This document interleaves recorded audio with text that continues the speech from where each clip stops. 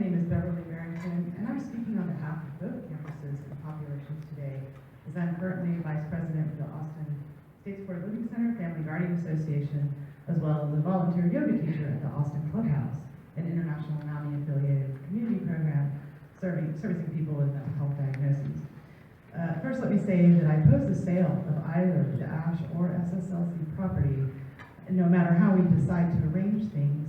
I think our first step should be to lift the moratorium on admissions at the SSLC before we move anyone, and I must stress that the SSLC population would be the most devastated by any move, since it's traumatizing just to move them to a different cottage on the same campus.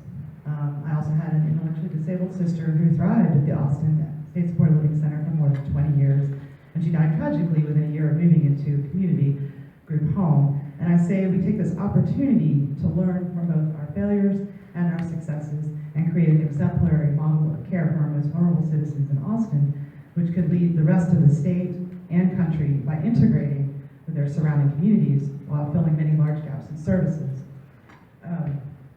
We can address several issues by repurposing underutilized spaces and buildings, and possibly consider instead the sale or relocation of purely administrative state properties and offices.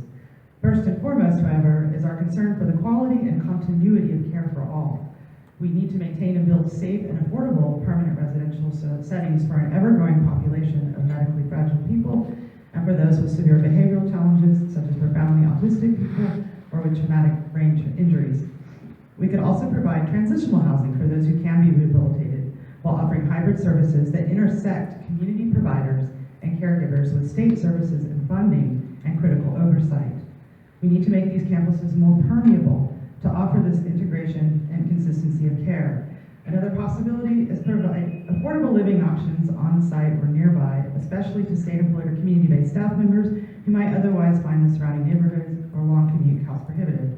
This would help foster diversity and inclusion within these neighborhoods. We might consider the addition of fitness centers and green space for overall community wellness and physical therapy programs. But lastly, I must reemphasize that both populations now currently demand and will continue to require a secured residential area with ample space for those who cannot safely live in the so-called least restrictive community. That is a reality we must face as society, and particularly as a booming population in Austin. The need for these settings will only grow, not decline, whether from a given percentage of new people moving here or to an increasing rate of profoundly disabling autism within our society as a whole. We simply cannot bury our heads in the sand, and I suggest that our famously creative city of Austin can rise to the occasion and work with our state departments and legislature to build an innovative and efficient, integrated, and highly successful system of care for both populations, and set a shining precedent for all such systems across the state of Texas and the entire nation. Yes, we can. Thank you. Thank you.